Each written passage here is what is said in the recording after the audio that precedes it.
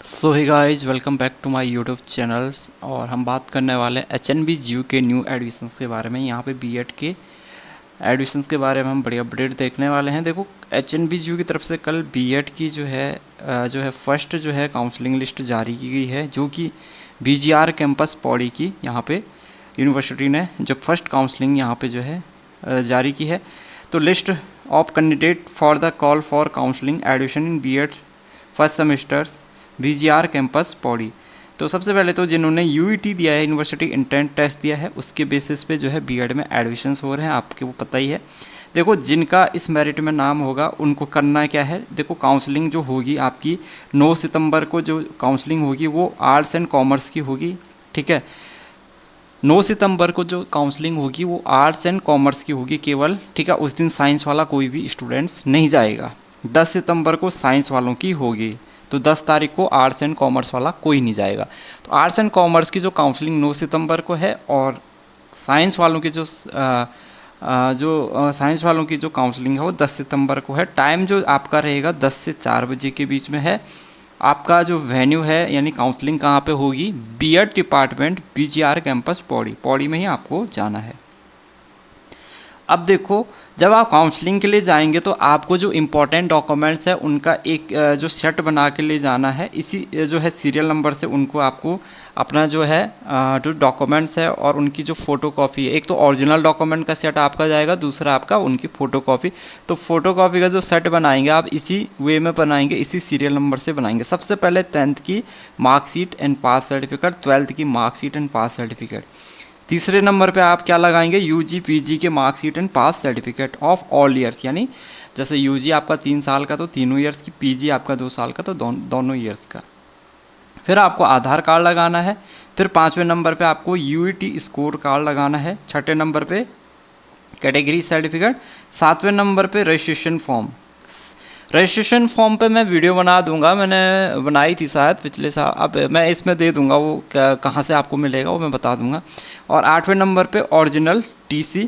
देखो, 8वें नंबर पे क्या लगना है, original transfer certificate, migration certificate और करेक्टर सर्टिफिकेट। करेक्टर सर्टिफिकेट जो है लास्ट 6 मंथ का होना चाहिए, इससे पुराना नहीं होना चाहिए, वो चलता नहीं, आपको पता है। माइग्रेशन और ट्रांसफ़र, देखो अगर आपकी यूनिवर्सिटी सेम है तो उस कंडीशन में आपको माइग्रेशन और टीसी की ज़रूरत तो नहीं पड़ेगी। लेकिन अगर आप दूसरी यूनिवर्सिटी से पढ़ के आ रहे हो तो तब वहाँ पे आपको टीसी और माइग्रेशन की ज़रूरत पड़ेगी। क्योंकि देखो, टीसी और माइग्रेशन की ज़रूरत आप कहाँ पड़ेगी, जब आप दूसरे यूनिवर्सिटी में एडमिशन ले रहे हैं। अगर आप सेम यूनिवर्सिटी में एडमिशन ले रहे हैं तो माइग्रेशन तो आपने नहीं निकाला होगा। अगर आपने हाँ टीसी और माइग्रेशन पहले निकाल दिया तो फिर आपको लगाना पड़ेगा दोबारा से। लेकिन जैसे कि अगर किसी के पास में नहीं है, उसने नहीं निकाला है कॉलेज से, और वो एच.एन.बी. यूसी या उससे एफिलेटेड किसी गवर्नमेंट या प्राइवेट कॉलेज से पढ़ रहा है, तो फिर वहाँ पे उस कंडीशंस में आपने टीसी या माइग्रेशन नहीं भी निकाला है तो टीसी आप निकाल सकते हैं कॉलेज से, लेकिन माइग्रेशन आपका यूनिवर्सिटी से ही मिलता है, तो वो आपको लेने की ज़रूरत नहीं पड़ेगी। Other supporting documents for weightage. अब यहाँ पे देखो, काउंसलिंग जो होगी ना आपकी, उसमें आपकी अटेंडेंस कंपलसरी है। ठीक है, ऐसा नहीं है कि आप जो है किसी दूसरे को वहाँ पे काउंसलिंग के लिए भेज रहे हैं। ठीक है, और आपके सारे डॉक्यूमेंट्स यहाँ पे वेरिफिकेशन के लिए जाएंगे तो आपको वो सारे डॉक्यूमेंट्स ले जाने हैं। अब हम कट ऑफ की बात कर लेते हैं। यहाँ पे कट ऑफ किस तरीके से दे रखी है, एक तो फॉर्म नंबर दे रखा है, नाम दे रखा है एप्लीकेंट का, फादर नेम, कैटेगरी और national level test, all India rank. क्योंकि देखो सेंट्रल यूनिवर्सिटी है तो उसमें पूरे इंडिया के कैंडिडेट अपियर हुए होंगे, तो ऑल इंडिया रैंक यहाँ AIR रैंक जो है, एयर रैंक और AIR rank, all India rank कितनी है वो यहाँ पे दे रखी है। ठीक है, ये ऑल इंडिया रैंक इन्होंने यहाँ पे क्या है दे रखी है। यहाँ पे national level test all India rank दे रखी है, मार्क्स स्कोर यहाँ पे नहीं दे रखा है, मार्क्स एंड स्कोर यहाँ पे नहीं दे रखा है। तो मेरे हिसाब से ये रैंक ही होगी, मार्क्स नहीं दे रखे हैं, ये रैंक ही होगी मेरे हिसाब से, तो ये तो आपको पता होगा।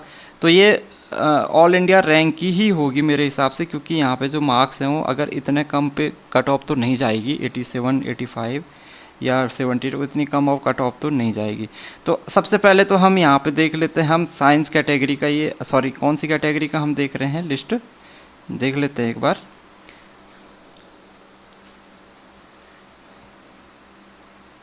हम देख रहे हैं पहले आर्ट्स स्ट्रीम का, ठीक है। तो आर्ट्स स्ट्रीम का हम रैंक देख रहे हैं कि किस रैंक तक जो है कट ऑफ गई हुई है। सबसे पहले तो देखो EWS कैटेगरी दे रखी है इन्होंने। EWS कैटेगरी में देखो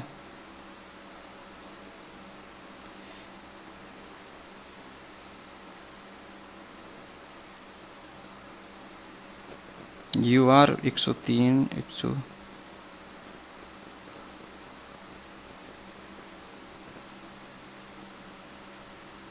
तो ये मेरे हिसाब से मार्क्स ही होने चाहिए, क्योंकि देखो EWS कैटेगरी का अगर हम देखें यहाँ पे EWS कैटेगरी का देखें तो EWS कैटेगरी में देखो जो टॉप का जो है उसके 106 रैंक है, और अगर हम कट ऑफ देखेंगे तो 62, यानी कि मेरे ख्याल से ये मार्क्स ही होने चाहिए 62। फिर भी आप लोग कंफर्म कर लेना, कमेंट्स कर देना, क्योंकि अब किसी स्टूडेंट्स का अगर इस मेरिट में नाम आया है तो उससे क्लियर हो जाएगा, ठीक है।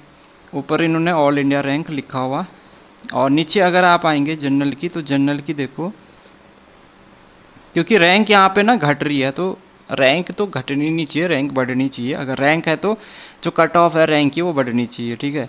62 पे 72 रैंक तो नहीं होनी चाहिए, ठीक है, ज़्यादा रैंक होनी चाहिए। तो यहाँ पे 72 मार्क्स में मान के चल रहा हूँ, क्योंकि अगर हम ऊपर देखें यहाँ पे देखो 39 पे अगर 86 रैंक है, तो अगर नीचे है तो फिर इसको और ज़्यादा रैंक वाले को यहाँ पे नाम आना, तो मेरे ख्याल से मार्क्स ही होने चाहिए। जनरल की यहाँ पे 72 मार्क्स कट ऑफ गई है, मैं मार्क्स मान के चल रहे। OBC की जो कट ऑफ गई है वो 71 गई है, और SC की जो कट ऑफ गई है वो गई है आपका, SC की जो कट ऑफ गई है वो 70 गई है, और ST की जो कट ऑफ गई है, ST की कट ऑफ जो गई है वो 90 यहाँ पे गई हुई है, ठीक है। ये तो हमने देखा आर्ट्स एंड कॉमर्स स्ट्रीम में। साइंस स्ट्रीम में भी देखो national level test all India rank दे तो रखा है इन्होंने। EWS का जो यहाँ पे जो कट ऑफ गई है वो गई हुई है 69, ठीक है। 69 कट ऑफ यहाँ पे EWS की गई है। जनरल की जो गई हुई है, जनरल की कैटेगरी की जो कट ऑफ गई हुई है,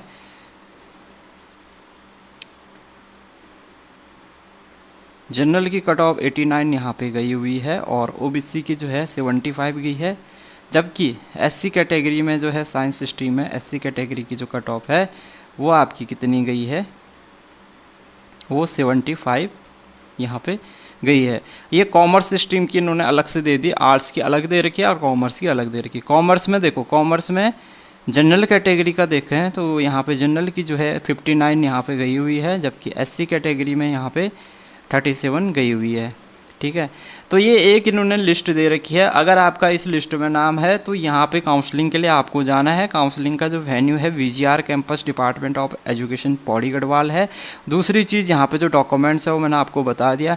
9 सितंबर को आर्ट्स एंड कॉमर्स वालों का होगा, 10 सितंबर को साइंस वालों का होगा। टाइम 10 से 4 बजे के बीच में रहेगा। Venue VGR department VGR campus Pauri, तो पौड़ी गढ़वाल ही आपको जो है यहाँ पर जाना होगा। बाकी अगर कोई भी क्वेश्चन हो, दूर दराज के स्टूडेंट्स हैं, अगर आपको देखो ट्रैवलिंग करने में या आपको एड्रेस जानने में प्रॉब्लम्स आ रही तो आप डायरेक्ट मुझसे मैसेज कर सकते हैं। एड्रेस अगर आपको पता करना कहाँ कैसे आपको ट्रैवल करना पड़ेगा, अगर आप दूसरे स्टेट से आ रहे हैं तो किस तरीके से आपको जाना है वो मैं आपको बता दूंगा।